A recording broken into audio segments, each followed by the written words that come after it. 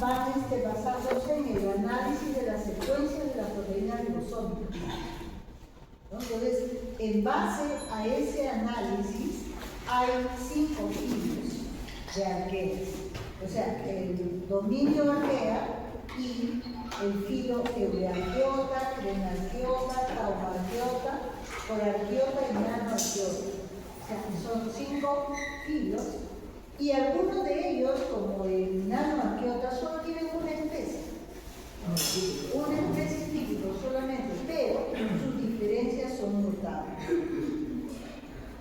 Entonces, acá tenemos el árbol filogenético donde aquí está el organismo que quiere conocer Samuel.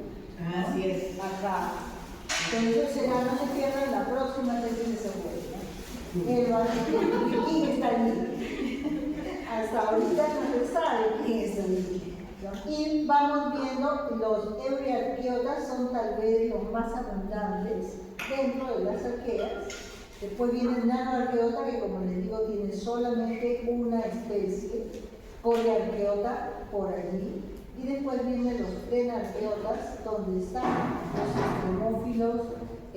los termófilos extremos, ¿no? Y los taumarqueotas, que también tienen mucho que ver con el metabolismo de compuestos nitrogenados en algunos ambientes. Entonces, si vemos aquí en el eurearqueota, podemos considerar 2 grandes grupos: las bacterias halófilas y las bacterias metanógenas. Son los 2 grandes grupos que tienen una gran cantidad de especies y de ejemplares, ¿no? Entonces, me pareció curioso esta foto, que no en nuestro país no encontré, bueno, no busqué tampoco una foto, pero la tengo acá en mi cabeza, de las salinas del mar hacia el Cusco, ¿no? Entonces, es lo mismo. Esta es digamos, una entrada del mar en San Francisco, en la bahía de San Francisco de Estados Unidos, y donde se va depositando el agua de mar y por evaporación se van sedimentando las sales. Entonces, en estos lugares donde hay evaporación de aguas y se concentra gran cantidad de sales, podemos encontrar las aloarqueas o bacterias halófilas extremas. Ustedes, cuando han hecho la prueba de control de crecimiento por sales, con cloruro de sodio, han visto que hasta 10% podemos encontrar crecimiento. Pero estos microorganismos andan por el 30 o 25% de concentración de sales para su sobrevivencia. Y si no hay esa concentración, no pueden reproducirse. Entonces, ahí está. Estos se llaman estanques de evaporación de las salinas, el lago salado. Y también estas aloarqueas las podemos encontrar, por ejemplo, en el bacalao, en el charqui, ¿no? En esos pescados a los cuales se les agrega una gran concentración de sal para conservar el alimento. Y crecen ahí. Y crecen ahí. No las ves porque son poquísimos, pero sí crecen. ¿Sí? Y una cosa, ¿recuerdan cuando hablamos de pared celular? Así es. La pared celular de estas bacterias, por ejemplo, en este caso el género Halobacterium, está formada por glicoproteínas que se van a estabilizar con la presencia del ion de sodio. Entonces, es glicoproteínas somatógenas. Recuerdan que había pseudomureína, capas paracristalina y glicoproteínas. Entonces, ¿qué pasa cuando en Halobacterium no hay suficiente sodio? O sea, no hay una buena concentración de sodio. Se estabilizan. Se desestabilizan. Si no se desestabiliza, no hay pared y entonces la célula se va a alisar, ¿no? Porque recuerden que es la pared la que protege. La pared celular protege de esos cambios osmóticos. La célula se puede deshidratar al máximo, pero la pared va a mantenerse intacta. Cuando esa célula deshidratada se vuelve a colocar en un ambiente adecuado, entonces la célula toma agua y repara la injuria que pueda haber tenido, ¿no? Hay algunas especies que también pueden llevar a cabo fotosíntesis. o síntesis de energía mediada por la luz. Pero los pigmentos son distintos. Fíjense ustedes, hay pigmentos de tipo carotenoide tendientes hacia el rojo y al naranja. A eso les llaman C50 o bacterio ruberina. Bacterio ruberina. Entonces, eso hizo pensar en algún momento también que estas bacterias, por lo menos estos pigmentos, podrían servir para colocarlos en lugares como las retinas deterioradas de algunas personas, donde no hay los pigmentos normales para poder distinguir los colores, ¿no? Eso es. Veamos las concentraciones de iones, sodio, potasio, magnesio y cloro. ¿Cuál es el que tiene mayor concentración, tanto en el medio extracelular como en el medio intracelular? Intracelularmente estamos hablando de 1.4 molar y extracelular hasta 4 molar. Es bastante elevada la concentración. También el potasio tiene una concentración extracelular mínima, no hay mucha abundancia en el medio externo, pero en el interior de la célula sí llega a concentrarse bastante. Igual que los iones de magnesio, que son súper necesarios, y el ion cloro que anda por allí con el sodio. Dentro de algunos géneros, nada más para que ustedes en la vida, por ejemplo, les voy a preguntar a los Ferax, ¿en dónde está? ¿No? ¿Dónde lo puedo aislar? En la vida, ¿no? Porque eso es... Sí. ¿No? Miren ustedes la cantidad de salud de géneros que tienen la capacidad de ser halófilo extremo y otros que también están mucho más ligados a la concentración, especialmente de sodio, están considerados dentro de estos halófilos extremos. O sea, ya no estamos hablando de tolerancia, estamos hablando de requerimiento de este tipo de elementos para la sobrevivencia. El otro grupo está constituido por las alqueas metanógenas, ¿no? Y estas alqueas metanógenas usualmente son anaerobias. Van a estar en sedimentos, ya sea de pantanos, ya sea de...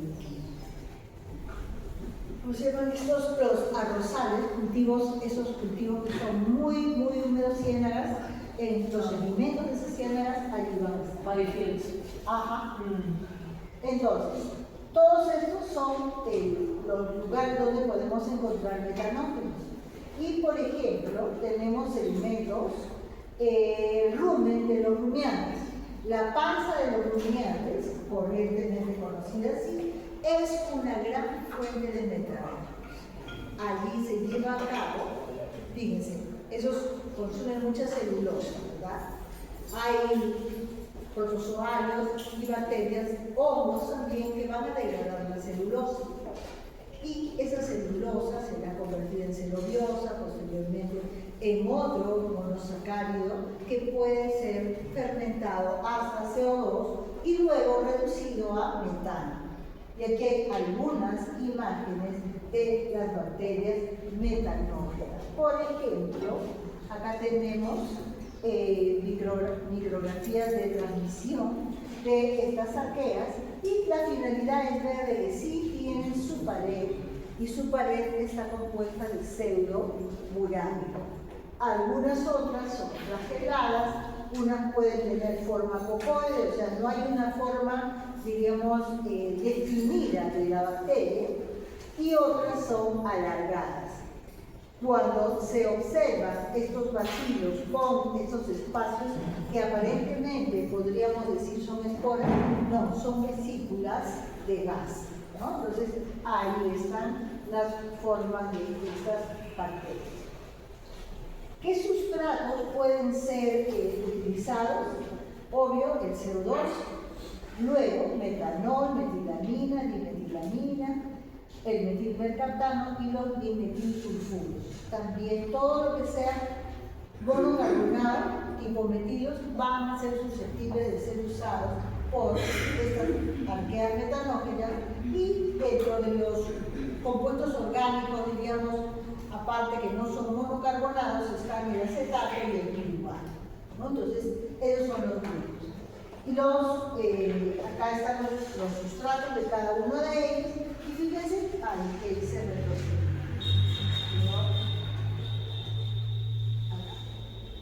¿No? Entonces, acá están los géneros, diferentes géneros, y lo que hemos visto aquí en las micrografías, que hay bacilos, hay pocos, bacilos, pocos, ¿no? Básicamente, no es una morfología de todo el filo la misma forma, no, que son variadas. Ahora, así como tienen formas variadas, también diferentes géneros van a tener diferentes tipos de pared. Metanobacterium y otros relacionados a este grupo tienen pseudomureína. ¿Cuál era la pseudomureína? El que tenía N-acetil murábico. Adulto se gana, no. No. N-acetil glucosamina y N-acetil talosamidrona. ¿De acuerdo? Sí. El NAD y el NAD. Las metanosalcinas, que son tipo cocoide, esas van a tener metanochondroitina, o sea, un polisacárido muy semejante al que se tiene en tejido conectivo. Entonces, eso es este grupo. Y esto, como metanocalococos y metanoplanos, tienen proteínas o glicoproteínas que tienen afinidad por sodio, y en metanospiridum, que es un curvado, la pared es la capa paracristalina, la capa S, ¿no? Que es un polisacárido muy, muy denso que está cumpliendo la función del pared celular, ¿no? Entonces, vean ustedes cómo tienen diversidad de formas y diversidad de composición de su pared celular.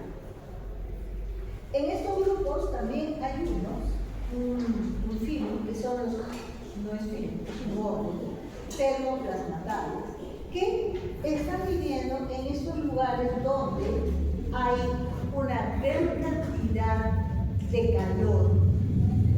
¿Ya?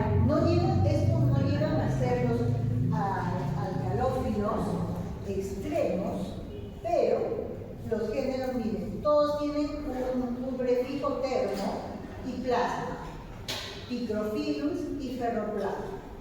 Entonces, ¿qué pasa acá? En esta línea hay termófilos y acidófilos extremos, o sea, los dos extremos, alta temperatura y alta concentración de hidrogeniona, podríamos decir, ¿no? De esa manera, estos plasma, les voy a decir, siempre que tenemos el sufijo plasma, acuérdense de micoplasmas. Los micoplasmas son los únicos que no tienen pared celular. Estos, termoplasma, ferroplasma, no tienen pared celular. Pero en crenarqueota también hay miembros que no poseen pared celular. Bueno, ni siquiera aparece. Ni que sí siquiera capaz, solo celular. Sí. ¿No?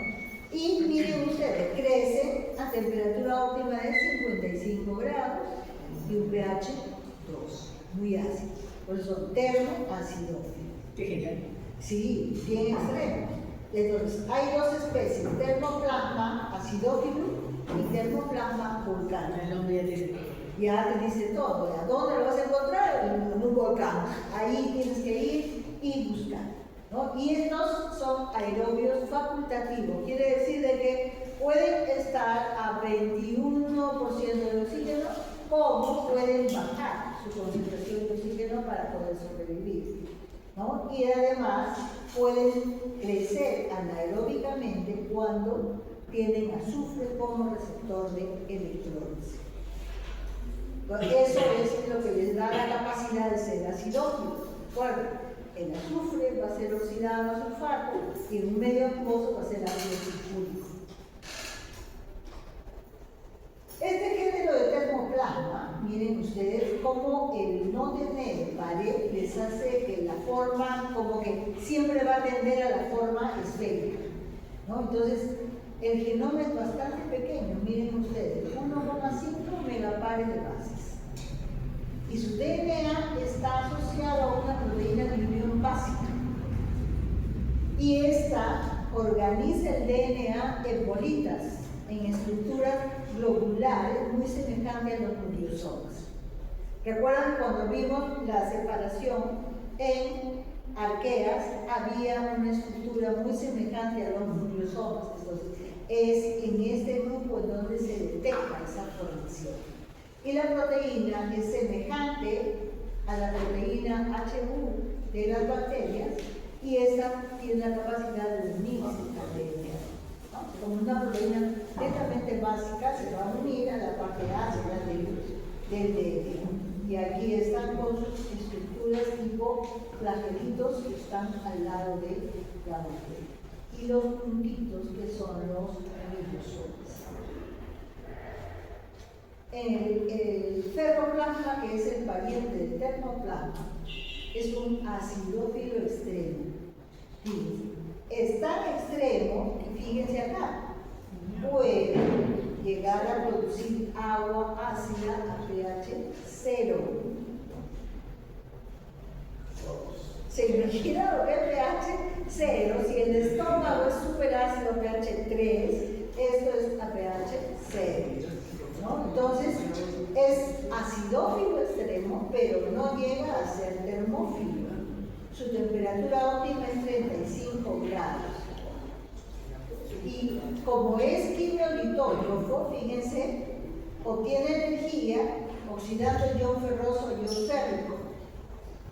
Y esta reacción produce ácido que emplea el CO2 como fuente de carbono. Entonces, da su medio ácido, usa el CO2 como fuente de carbono y entonces va a vivir en ambientes donde haya roca, pirita, sulfuro de fierro y algo más. ¿No? Entonces es su fuente de energía, la oxidación del hierro. En el grupo 2 de los filos de estas arqueas tenemos a taumarquiota, nanoarqueota y corarqueota. Todos ellos van a estar en unos ambientes sumamente extremos.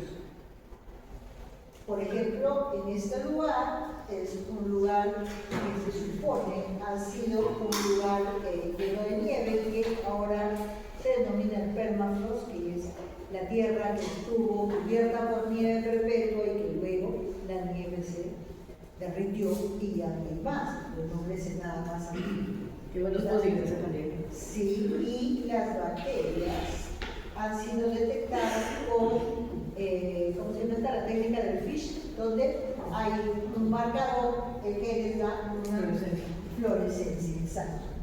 Entonces, este grupo no se sabía de su existencia. O sea, de muchas arqueas no se sabían, diríamos, casi nada. Solo se sabía que había halófilas, metanógenas y termocidófilas. Eso era todo lo que se sabía. Entonces, hubo un momento en que se aisló esta bacteria, Nitrosofumilis marinus.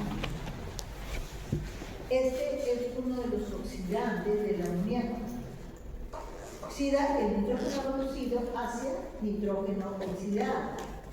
Y aparte de eso, produce CO2, o sea, es un químico autótrofo por esta denominación, ¿no? Y está vive en condiciones muy pobres, o sea, no necesita que haya pues detritus de animales, de plantas, no necesita, es un ambiente muy austero y vive en aguas de mar abierto. Ustedes, el suelo está a lo largo de la columna del agua del mar, desde el Ecuador hasta las masas polares, o sea, lo podemos encontrar en el Ecuador hasta la Antártida. O sea, tiene una distribución bastante amplia. Cosmopolita. Ajá, bastante. Y puede crecer en concentraciones de amoníaco que son 100 veces menores que las que necesitan las bacterias nitrificantes. ¿De acuerdo? O sea que bastante nitrógeno allí. Y ahí está. Pueden encontrarse, a ver, a Sam, que le gusta ir de viaje, en el mar, en sedimentos marinos, en estuarios, de suelo y en fuentes termales. O sea, se pueden encontrar en casi todos los ambientes extremos. ¿Qué clase de metabolismo han de tener para poder lograr eso? Pues, quimio litógrafo. No, pero o sea, ¿qué parte específica de ese proceso les favorecería aplicar todo eso? Mira, si ellos van a tener, esto siempre menciono lo mismo de ¿dónde está acá? No. Si ellas van a vivir en ambientes oxidantes, ¿dónde vamos a encontrar el amoníaco? En la orina de todos los animales. O sea, que tiene una especie de amoníaco oxigenasa para eso. Exacto. Para ir oxidándolo hasta nitritos. Exacto. Y como en el aire hay CO2, ya está presente de carbono. Por eso es que pueden estar en este ambiente, que no hay prácticamente nada. Me imagino algo raro, es como. Tiene un poco de todo. ¿Sí? Es una cosa bastante árida, pero producto de la excreción de diferentes animales que pueden estar allí, hay desechos nitrogenados y eso les van a servir en el sentido de ¿sí? Y este filo, la nanoarqueota, es una sola especie. ¿Ya? Miren, Nanoarchaeum equitans. Y es una de las procariotas, no le puedo decir bacteria, una bacteria, uno de los procariotas más pequeños. Su genoma, miren, ni media mega. Es así una cosita de nada. Y fíjense, son células ovoides, como esto que vemos acá, 0,4 micras de diámetro. O sea, su diámetro es menor al diámetro del Escherichia coli, que es 0,45. ¿No? Y vemos algo gordito en el Escherichia coli. Y su volumen es un 1% del volumen de una célula de E. coli. Me hace recordar esas comparaciones que ponen entre cetáceos y humanos. Así es, una cosa así. E. coli sería el cetáceo. Sí. La nanoarquea sería el humano, ¿no? Una cosita de nada. Y fíjense ustedes, no hay cultivo puro, no pueden estar solas en un cultivo. Así como ahora que hemos estudiado para ir las bacterias, no. Entonces van a estar adheridas a un organismo hospedador, como están acá.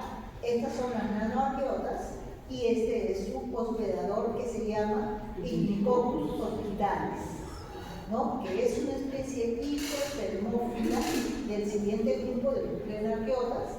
Y entonces a esta Ignicoccus hospitalis se le llama la bola de fuego hospitalaria. Porque hospeda a la nanoarqueota, ¿no? A la nanoarquea. Creen arqueota siempre siendo lo mejor de lo mejor. Sí, ¿no? Entonces, fíjense ustedes qué curioso, cómo un organismo tan pequeño tiene diríamos, se refleja su parasitismo en la reducción de su genoma. No necesita más. Si para vivir está acá. Eso me preguntar, pero ¿se sabe que es un parásito como tal o simplemente es como un oportunista que se aprovecha? No, parece que siempre lo han visto acá, no lo han podido cultivar. Para cultivarlo tendría que sacar un extracto de este Ignicoccus y ponerlo en el medio de cultivo. Ponerle una gama, ¿ya? O sea, ver todo el perfil de composición del Ignicoccus y hacer un medio de cultivo para poder... Específico. Claro. Me sorprende que no se haya hecho. Sí, es que hay, en microbiología, hay, como quien dice, un temor a trabajar con anaerobios, porque es bien tedioso. Los laboratorios que se dedican a estudiar anaerobios, hasta la cámara es anaerobia. Tiene una corriente de nitrógeno, un ambiente reductor y solamente entran con micromanipuladores para... El terror al oxígeno es al máximo, ¿no? Entonces, ¿por qué le va a dañar a su cultivo? La bacteria no va a crecer, cualquier alteración ya les hace desconfiar de su resultado. Pero eso es cierto. Sí, es cierto, hasta ahora. Entonces, estos de la arqueota y clorofila son todos anaerobios. Lo que va a decir al inicio. Sí, hay algunos que son anaerobios, otros no. Los halófilos no son anaerobios. No, digo, justamente Estos de acá sí.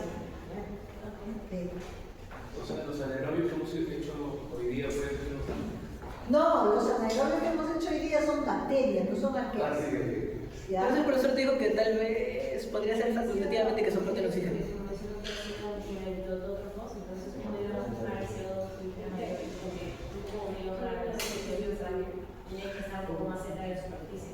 Es que usualmente ellos capturan el CO2 que es desecho de otros organismos que están en el fondo. El CO2 se difunde en el agua más fácilmente que el oxígeno. Eso es lo que pasa. No es que están hacia la atmósfera. ¿Ya?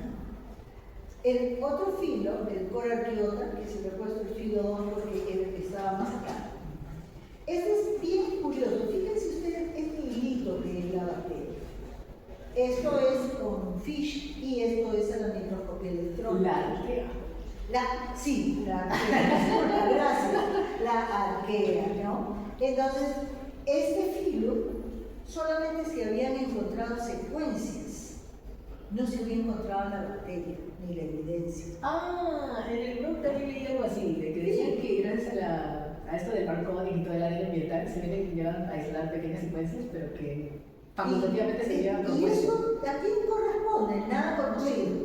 Sí, ahí es. ¿No? Entonces, la taxonomía molecular ha despertado el ánimo de saber, pero ¿a quién corresponde? ¿Quién es? Es un DNA, es una secuencia diferente de un organismo vivo, pero no sabemos quién es.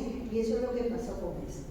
Entonces, como tenían la secuencia, la unieron a un grupo fluorescente y pudieron tomar una foto in situ. Y ya viendo esto, se animaron a hacerle la micrografía electrónica, ¿no? Que ya tenían algo, o sea, del elemento de donde hubieran sacado o hubieran detectado, ahí encontraron eso. ¿Y dónde lo han encontrado? Fíjense, en hábitats geotérmicos, submarinos y terrestres. O sea, están súper al fondo de los lugares.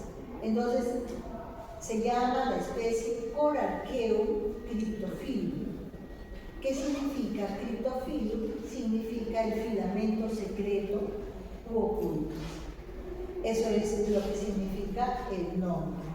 Entonces, es la única especie también dentro de este filo, es tibio-organótico, o sea, sí puede estar asimilando materia orgánica, anaerobio estricto e hipertermófilo, ¿no? Y entonces crece, miren a la temperatura que crece, 85, donde ustedes no encontraron nada, ¿verdad? 85 grados. Y obviamente han encontrado células de longitud variable y la mayoría tienen unas 15 micras de largo, ¿no? O sea, bastante largos, y se observa, ¿no? Entonces, estos filamentos tienen una capa S paracristalina. O sea, esa capa S es un polisacárido muy denso que está actuando como pared y mantiene la integridad. Entonces, viene añadido de que si tiene esa capa, la capa le va a servir para poder resistir la temperatura. Ahora, su membrana tiene que tener lípidos adaptados a esa temperatura para mantener estable la integridad de la membrana. Finalmente, lo mejor de lo mejor. Y finalmente, lo que te hace pensar de que no puedes dejar de ir a Iowa, al Parque Nacional Yellowstone, tenía que ser. Yo tengo dos parques, Yellowstone y Yosemite. Mi hijo ya me ganó porque ya fue a Yosemite. Y me dio cólera que ella yo tengo que ir. Ya, entonces, fíjense ustedes el ambiente tan cálido que hay.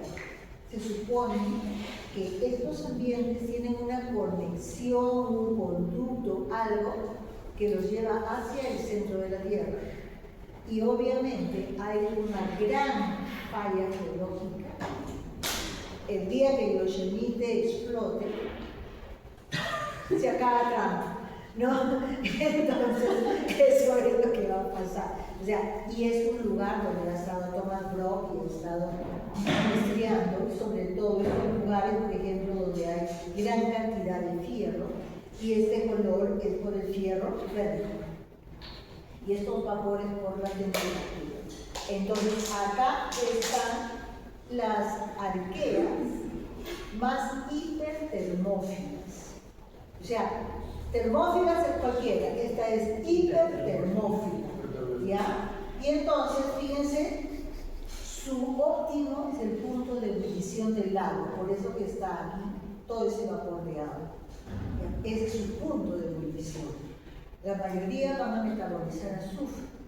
Si ese azufre reducido lo pasan a azufre oxidado. Y si están trabajando azufre oxidado, van a tener un medio muy ácido también.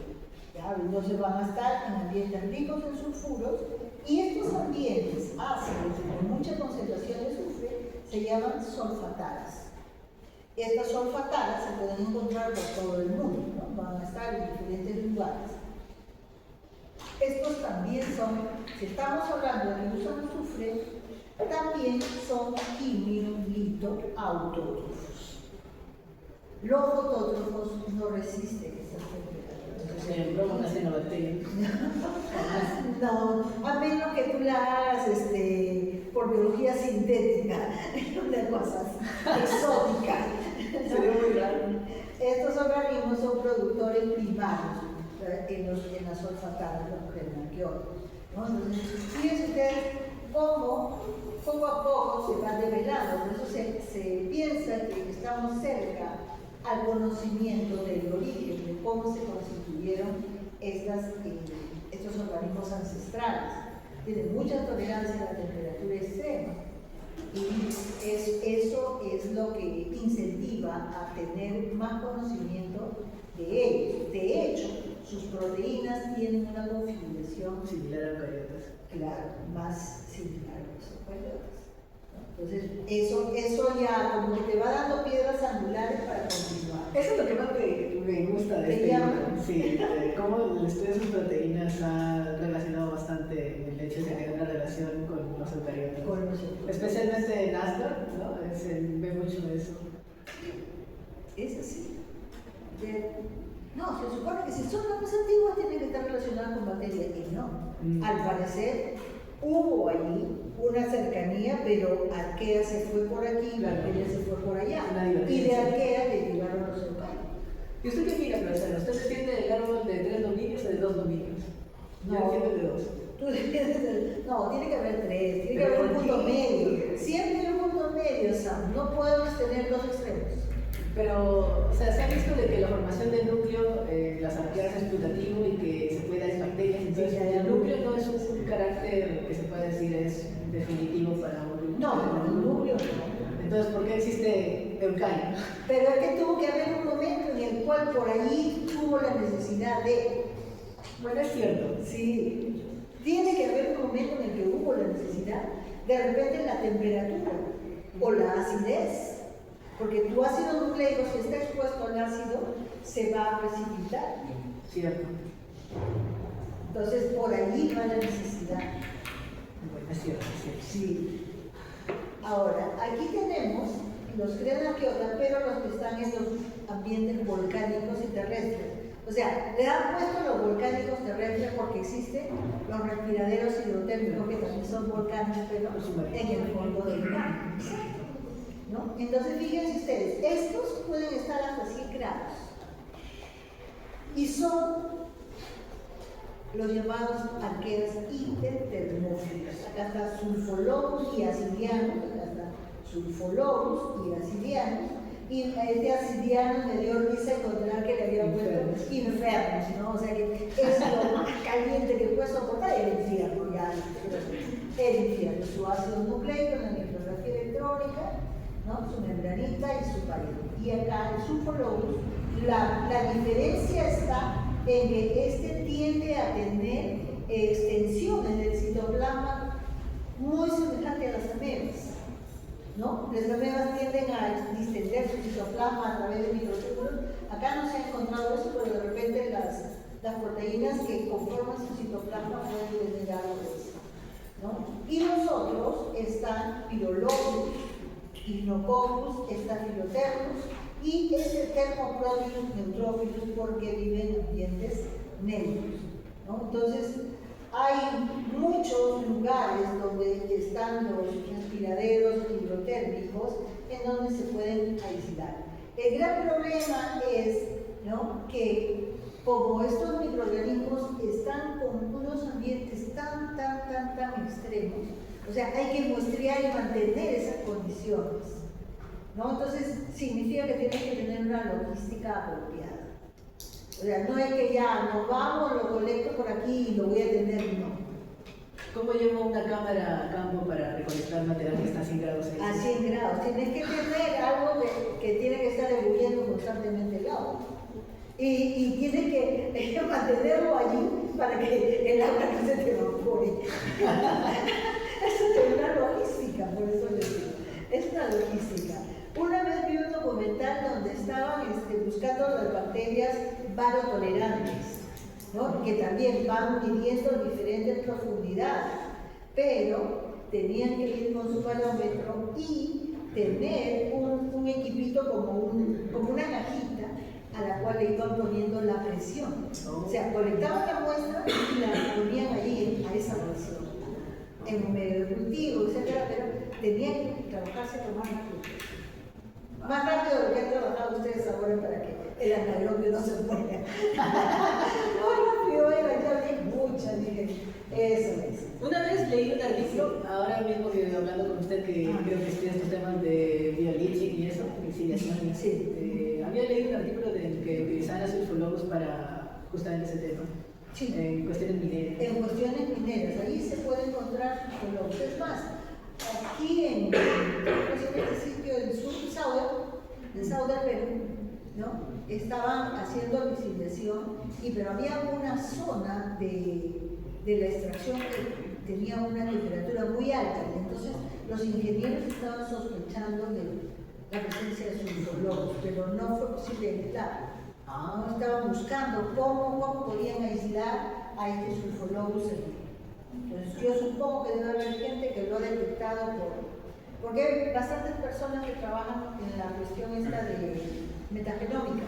Entonces por metagenómica lo deben haber encontrado, pero quisieran tener el microorganismo, cultivarlo y ponerlo allí para que les extraiga todo. Eso es lo que viene como una propuesta interesante para la oxidación. Para la oxidación.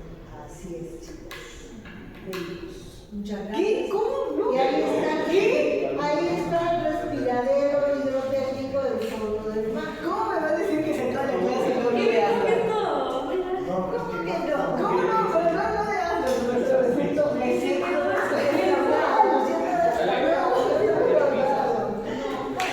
tenemos que empezar.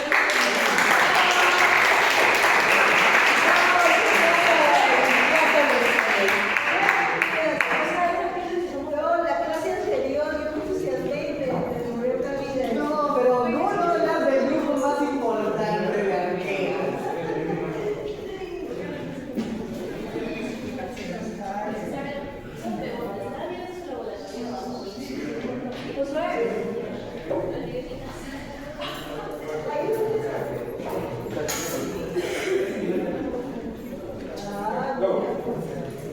Me faltó Asgard. Despídete el video de hoy. Hasta la próxima, amiguitos. Hasta la próxima. Chao, chao.